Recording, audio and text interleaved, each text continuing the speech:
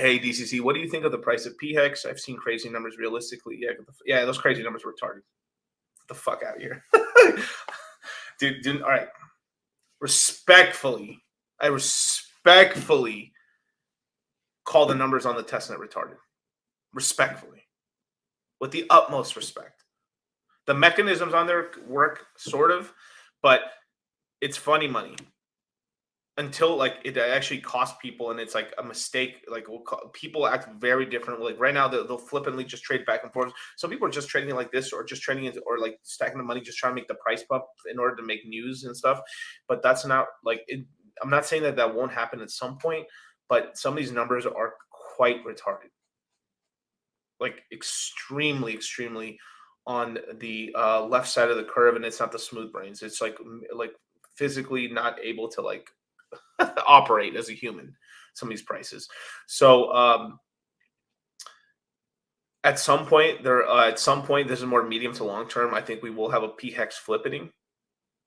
So where pHex will be equal to, and I count that as a win, or surpass the price of eHex, but it's going to take a lot of Ethereum fuck ups for that to happen at some point. I mean, basically, in the relationship between eHex and pHex is going to be, eHex is going to be significantly stronger because it'll take a while for some of the old heads in Hex to essentially really like feel much more comfortable with the pulse chain side, as well as the Ethereum gas fees are going to make it quite limiting for a lot of newer players. So it's mostly going to be larger OGs and whales playing on the eHex side, where more normal people, more gas conscious people are going to end up playing on the pHex side. So for a lot of you guys,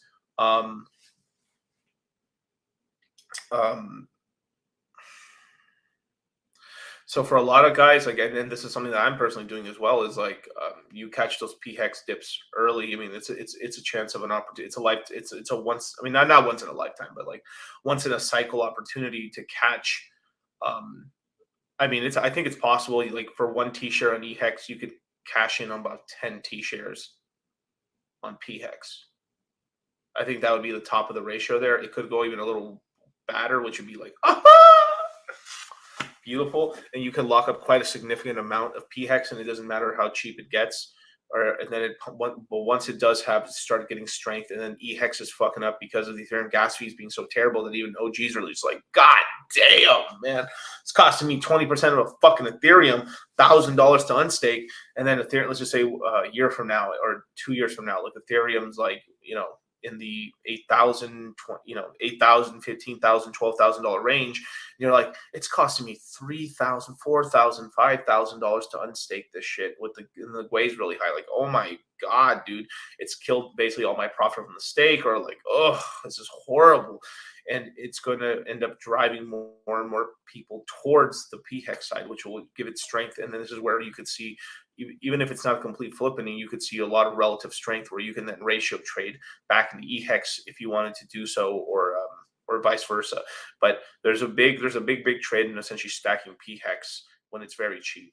But there'll be time, but it's going to be oversold because a lot of people are getting to have pHex, and they're going to see the pump on Pulse Chain, and they're going to dump pHex and PulseX in order to catch the Pulse Chain.